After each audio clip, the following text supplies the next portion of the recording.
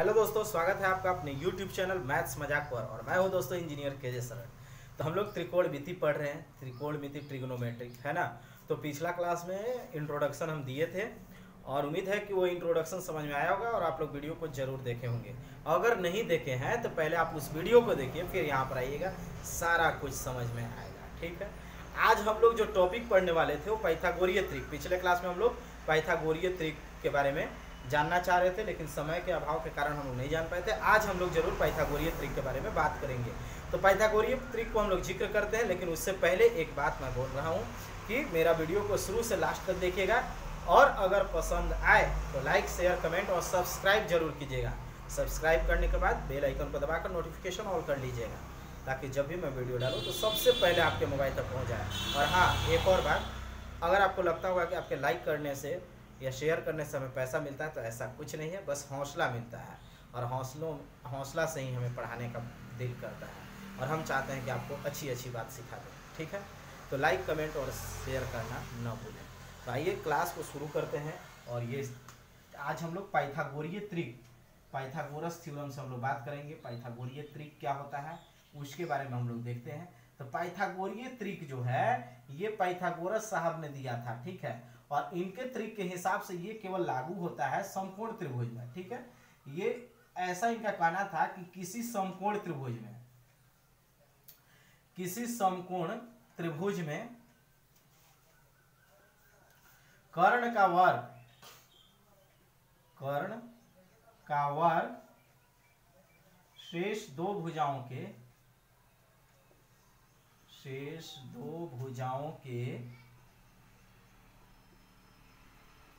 वर्ग के योग के बराबर होता है। योग के बराबर होता है। ये बात पाइथागोरस साहब ने बताई थी कि किसी समकोण त्रिभुज में कर्ण का वर्ग शेष दो भुजाओं के वर्ग के योग के बराबर होता है।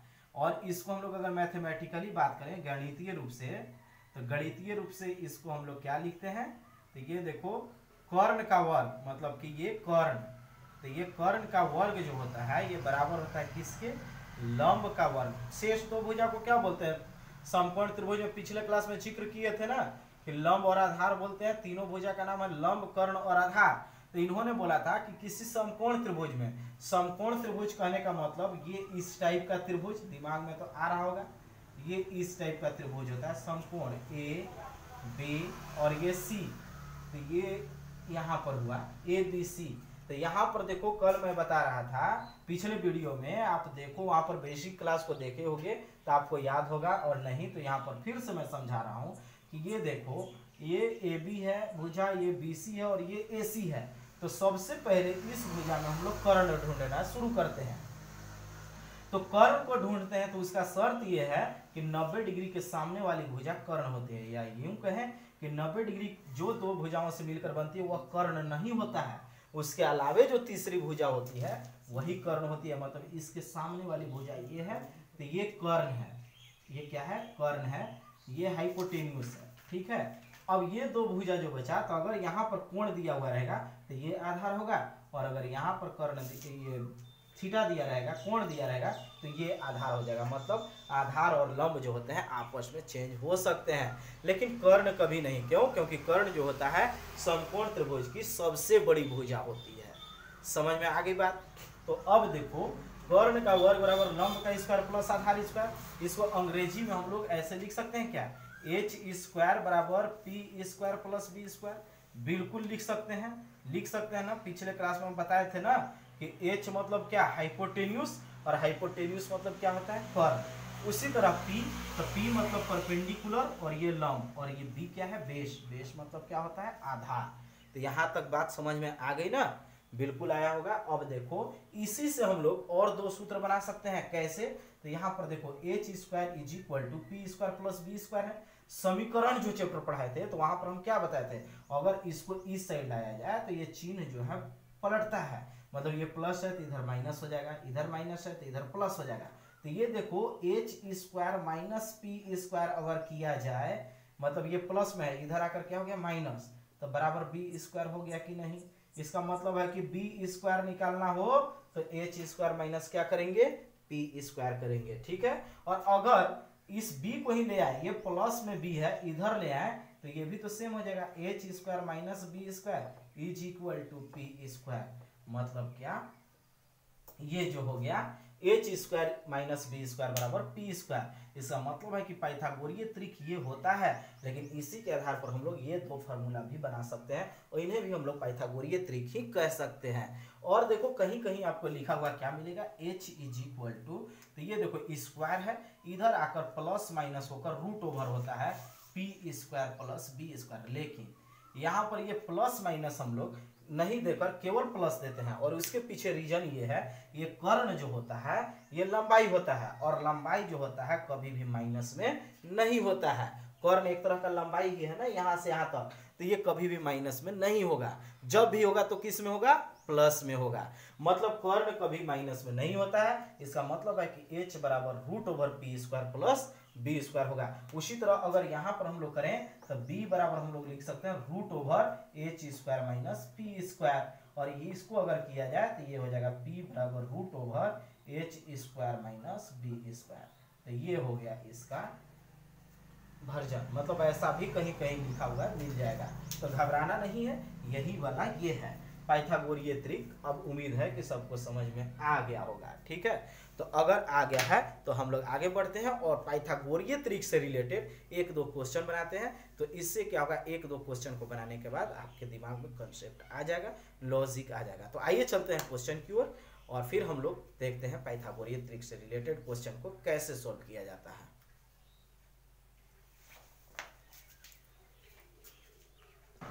तो ये क्वेश्चन है कि किसी समकोण त्रिभुज की दो छोटी भुजाएं क्रमशः 5 सेंटीमीटर और 12 सेंटीमीटर हैं, तो उसकी बड़ी भुजा ज्ञात कीजिए। कहने का मतलब दो छोटी भुजाएं। तो यहाँ पर देखो एक बार फिर से हम लॉजिक देना चाहेंगे। तीन भुजाएं कौन कौन होती है, कर्ण, लंब और आधार, ये तीन भुजाएं होती हैं। इसमें सबसे बड़ी भुजा कौन होता है, बिल्कुल ये कर्ण होता है। मतलब छोटी भुजाएं कहने का मतलब एक लंब दिया हुआ होगा और ये आधार दिया हुआ, मतलब एक भुजा लंब होगा और दूसरा क्या होगा, आधार होगा। तो कर्ण छोड़कर मतलब कर्ण नहीं दिया हुआ है। तो अगर हम लोग इसका फिगर खींचे इस त्रिभुज का, मान लो तो ये इस तरह से हो गया, तो यहाँ पर हम लोग लिख सकते हैं ए बी सी, ये त्रिभुज का नाम दे दिया और ये 90 डिग्री है यहाँ पर।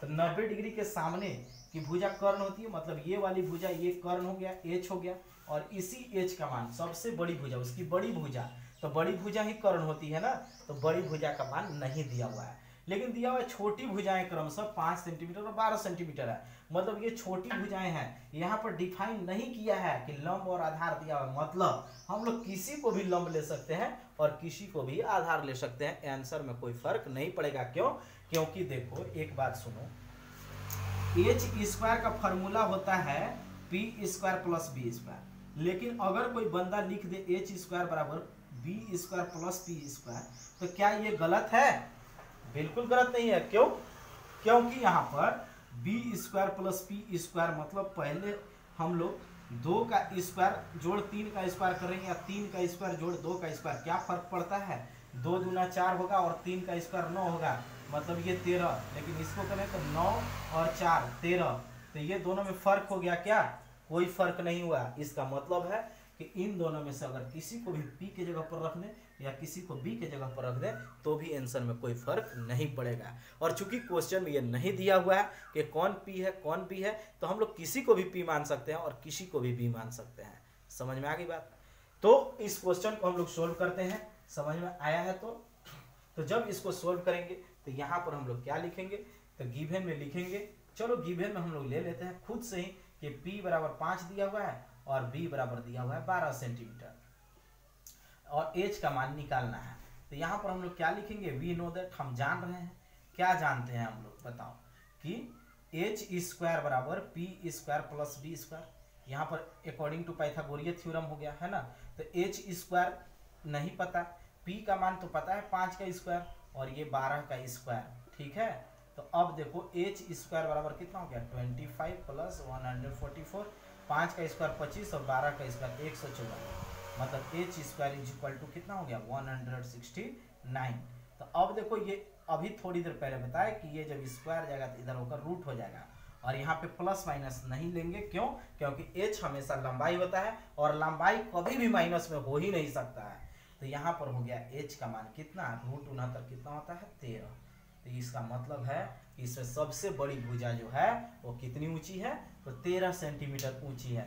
तो इस तरह से हम लोग इसका यूज करके क्या करते हैं कि पाइथागोरीय थ्योरम का यूज करके हम लोग अगर दो भुजा दिया रहे समकोण त्रिभुज में, जैसे लंब और कर्ण दिया रहे तो आधार निकाल सकते हैं, लंब और आधार दिया रहे तो कर्ण निकाल सकते हैं, कर्ण आधार दिया रहे तो लंब, मतलब कोई भी दो भुजा अगर दी हुई हो तो तीसरी भुजा का मान हम लोग पाइथागोरीय त्रिक का इस्तेमाल करके निकाल सकते हैं, और वो भी बहुत आसानी से। ठीक है, तो आइए चलते हैं अगला क्वेश्चन लेते हैं और वहां पर बनाकर दिखाते हैं कि और भी किस टाइप के क्वेश्चन इसमें बनते हैं। तो आइए चलते हैं अगले क्वेश्चन की ओर। यहाँ पर क्वेश्चन लिखा हुआ है त्रिभुज PQR में जिसका कोण Q समकोण है, PR प्लस QR बराबर 25 सेंटीमीटर और PQ बराबर 5 सेंटीमीटर है। तो PR और QR का मान ज्ञात करना है। ठीक है, तो सबसे पहले ट्रिग्नोमेट्री के क्वेश्चन में हम लोग क्या करते हैं, दिए हुए डाटा के हिसाब से फिगर खींच लेते हैं, और अगर फिगर को ड्रॉ कर लेते हैं तो ये क्वेश्चन बनाना बहुत आसान हो जाता है। ठीक है, तो यहाँ पर हम लोग अपने सुविधा के लिए क्या करेंगे, पहले सबसे पहले एक समकोण त्रिभुज को ड्रॉ कर लेंगे। ये देखो, ये समकोण त्रिभुज हो गया। ठीक है, अब ये जो समकोण त्रिभुज हुआ तो इसका नाम हम लोग पहले नहीं देंगे, क्यों? क्योंकि यहाँ पर कंडीशन लिखा हुआ है कि कहाँ पे समकोण है। तो यहाँ पर हम लोग देख लेते हैं कि समकोण कहाँ पे है। तो त्रिभुज PQR में जिसका कोण Q समकोण है, मतलब समकोण जहां पर है इसका नाम क्या लेना है, Q। अब हम कहीं भी फ्री हैं, यहाँ पे या तो P ले सकते हैं या यहाँ पे P ले सकते हैं, कोई प्रॉब्लम नहीं होगा, या तो यहाँ और नहीं तो यहाँ। तो यहाँ पर P लेंगे तो यहाँ R, अगर यहाँ P लेंगे तो यहाँ R। तो चलो यहाँ पर P ले लेते हैं, यहाँ पर Q और ये R है ही है। अब देखो यहाँ पर गिवन में क्या है, गिवन में दिया हुआ है PQ is equal to 5 centimetre और PR plus PQR is equal to 25 centimetre. अब हमें क्या करना है, इन दोनों का ही मान ज्ञात करना है कि कितना होगा अलग अलग। एक ही में तो दिया हुआ है, मतलब PQ कौन, ये दिया हुआ है, इसका मतलब है कि हमें जो है इन दोनों का जोड़ दिया हुआ है ना, इसका और इसका योग दिया हुआ है कितना 25 और ये 5 है। तो जब ये 5 है तो हमें ये पता है कि ये कर्ण नहीं है, इसके सामने वाली भुजा कर्ण है, कहने का मतलब ये वाली भुजा क्या है, कर्ण है ना, कर्ण कहने का मतलब H। तो H जो हुआ ये कर्ण जो हुआ, तो यहाँ पर कर्ण का वर्ग जो होगा यानी कि PR का स्क्वायर जो होगा, तो उसके बराबर हम लोग इसका वर्ग और इसका वर्ग को लिखेंगे ना, ऐसा बिल्कुल लिखेंगे। तो देखो यहाँ पर हम लोग लिख सकते हैं पाइथागोरीय त्रिक से, सीधा एकदम पाइथागोरीय त्रिक पर फिटिंग करेंगे। पाइथागोरीय त्रिक से जब पाइथागोरीय त्रिक में आएंगे तो यहाँ पर पाइथागोरीय त्रिक ये कहता है कि h square is equal to P square plus B square, और h, तो h का वैल्यू क्या है, PR है, PR का square is equal to p का वैल्यू हो गया PQ। कोई भी ले सकते हो P को, क्योंकि दिया हुआ नहीं है, लेकिन इन्हीं दोनों में से कोई एक है। तो PR का square is equal to PQ square plus QR square हो गया। अब इसको अगर हम लोग आगे बढ़ाएंगे तो PR का स्क्वायर, तो PR का स्क्वायर तो दिया नहीं है, ये PR प्लस QR बराबर दिया हुआ है। तो अब देखो यहाँ पर हम लोग क्या लिख सकते थे, PR प्लस QR बराबर 25 दिया है ना, तो इसको थोड़ा सा एडिट कर लो। तो यहाँ पर हम लोग एडिट करेंगे तो इसको PR इज इक्वल टू क्या लिख सकते हैं, 25 रहेगा, और ये देखो प्लस में QR है तो इधर आकर कितना लेंगे, माइनस QR, और यहाँ पर लेट कर लेंगे QR बराबर B। ऐसा मान कर चलेंगे कि QR को हम लोग कितना लिए हैं, मान लिए हैं कि ये B है, बेस है। ठीक है, तो B मान कर चल रहे हैं, तो इसको हम लोग ऐसा लिखेंगे ना, PR is equal to 25 minus B। तो ये 25 माइनस B, देखो फिर से समझो, सबसे पहले PQ बराबर 5 सेंटीमीटर दिया हुआ था और PR plus QR is equal to 25 था। तो अब हम लोग PR plus QR is equal to 25 था, तो PR इज इक्वल टू हम लोग 25 लिखे, और ये प्लस में QR था तो इधर माइनस QR हो गया। और हम लोग ऐसा पहले से मान चुके थे कि QR का मान B माने थे, तो PR इज इक्वल टू कितना हो गया, 25 माइनस B। ठीक है, तो अब यहाँ पर हम लोग फिटिंग कर देंगे कितना, 25 माइनस बी का होल स्क्वायर, पी आर का मान यही हो गया, is equal to P Q, तो पी क्यू का वैल्यू दिया हुआ है 5 और क्यू आर का मान हम लोग माने थे कि बी है, तो ये बी स्क्वायर हो गया। कोई दिक्कत यहाँ तक किसी को? तो कोई दिक्कत नहीं होगा। देखो फिर से पी आर का वैल्यू जो है हम लोग यहाँ पर लाए थे 25 माइनस बी, कैसे लाए थे? तो यहाँ पर दिया हुआ था P R plus Q R is equal to 25, तो जब हम लोग इसको उधर ले गए तो ये प्लस में था, उधर जाकर ये किस में हो गया? माइनस में हो गया। फिर उसके बाद P R is equal to हो गया 25 और ये माइनस क्यू आर का मान हम लोग बी मानकर चले थे, क्यू आर भी लेकर चल सकते थे लेकिन बार बार इतना क्यू आर लिखना पड़ेगा, उसके चलते शॉर्ट में हम लोग बी ले लेंगे, ठीक है ना। अगर कोई क्यू आर लेकर भी जाता तो आंसर तक पहुंचता, लेकिन हम लोग गणित में क्या करते हैं, मैथ्स को बनाते समय कोशिश करते हैं कि छोटा से छोटा लिखें, जितना छोटा हो सके लिखें, ठीक है। तो यहाँ पर 25 माइनस बी लिख दिए। अब देखो ये जो है कैसे टूटेगा, तो a माइनस बी का होल स्क्वायर पर टूटेगा, तो a स्क्वायर मतलब 625 प्लस बी स्क्वायर और माइनस 2ab, तो 25 दूना 50 भी तुम लोगों को पता होगा, a माइनस बी का होल स्क्वायर और 5 का स्क्वायर कितना होता है? 25 और b का स्क्वायर रहेगा। अब देखो यहाँ पर क्या करना है, तो ये देखो b का स्क्वायर प्लस में है और इधर भी प्लस में है, तो ये इधर आएगा तो माइनस में हो जाएगा ना। चलो नहीं तो इसी को यहाँ पे रखो, किसको? ये माइनस 50 बी को यहाँ पर रख लो और बाकी इधर वाले को इधर रखो, और ये क्या करो, ये सब जो बचा हुआ चीज है उनको उस साइड लेकर चलते हैं। तो देखो 625 है, इसके पहले कुछ नहीं है तो प्लस है, तो इधर आएगा तो क्या हो जाएगा? माइनस 625। अब देखो ये प्लस में बी स्क्वायर है और उधर जा रहा है तो क्या हो जाएगा? माइनस में बी स्क्वायर हो जाएगा। अब देखो ये प्लस में और ये माइनस में कट गया ना। अब देखो ये माइनस 50 तो रहेगा, इज इक्वल टू 25, सॉरी यहाँ पर देखो 25 जो है ये प्लस में है और ये 625 माइनस में है, मतलब क्या? ये दोनों आपस में घटेंगे, तो 625 में से 25 जाएगा तो कितना बचेगा दोस्तों? 600। अब बड़ा कौन है? 625, इसके पहले क्या है? माइनस, तो यहाँ क्या लग जाएगा? माइनस। ये देखो माइनस लगा तो ये माइनस माइनस कटेगा, और नहीं तो अगले स्टेप में लेकर आओ तो यहाँ पर हो जाएगा b is equal to minus 600 by minus 50। ये माइनस माइनस कट गया, ये 0 0 कटा, ये 12 बार में कट गया। इसका मतलब है कि b बराबर कितना हो गया? 12 सेंटीमीटर। और जैसे b का मान पता चला, ये b का मान पता चला तो b मतलब इसीलिए QR बराबर कितना हो गया? 12 सेंटीमीटर। और PR का वैल्यू निकालना है तो PR इज इक्वल टू कितना? 25 माइनस बी, तो PR इज इक्वल टू कितना हो गया? 25 माइनस 30, तो PR बराबर 12 इज इक्वल टू हो गया 13। इसका मतलब है कि QR का मान इसका मान हो गया 12 और ये PR का मान हो गया 13। अब हम लोग चेक भी कर सकते हैं कि सही आया है कि गलत। तो सही आने के लिए क्या कंडीशन होना चाहिए? दोनों छोटी भुजाओं के वर्गों का योग बड़ी भुजा के वर्ग के बराबर आ जाना चाहिए, तभी तो उसको कहेंगे ना पाइथागोरीय त्रिक में है। तो 5 का स्क्वायर कितना होता है दोस्तों? 25 और 12 का 144 और जोड़ेंगे तो 169 और 13 का स्क्वायर होता ही है 169। कहने का मतलब कि ये जो है बिल्कुल सही आंसर है। तो इस तरह से हम लोग पाइथागोरीय त्रिक के आंसर को भी चेक कर सकते हैं। तो उम्मीद है कि आपको पाइथागोरीय त्रिक से रिलेटेड जो क्वेश्चंस बना रहे हैं वो समझ में आ रहा होगा। अगर आ रहा है तो लाइक करना मत भूलिएगा, कमेंट भी कीजिएगा, शेयर भी कीजिएगा, और अगर बहुत अच्छा वीडियो लग रहा है तो सब्सक्राइब भी कर लीजिएगा, और सब्सक्राइब करने के बाद बेल आइकन को दबाकर नोटिफिकेशन ऑल कर लीजिएगा, ताकि जब भी मैं वीडियो डालूं तो सबसे पहले आपके मोबाइल तक पहुंचे। और हम लोग मिलेंगे जब अगले वीडियो में, तो इसी तरह से क्वेश्चन बनाने का सिलसिला जारी रखेंगे। पाइथागोरीय त्रिक को और डीपली और अच्छे से समझाएंगे और इस पर और भी क्वेश्चन लेकर आएंगे, और उसके बाद आपको trigonometric ratio, sine cos tan को लेकर आएंगे, वहां पर समझाएंगे। उसको समझाने के बाद फिर हम आपको ट्रिग्नोमेट्रिक आपके लिए बहुत आसान, या यूं कहिए एकदम सच में मजाक बनाकर रख देंगे। तो आज के वीडियो में बस इतना ही, मिलते हैं अगले वीडियो में, तब तक के लिए धन्यवाद।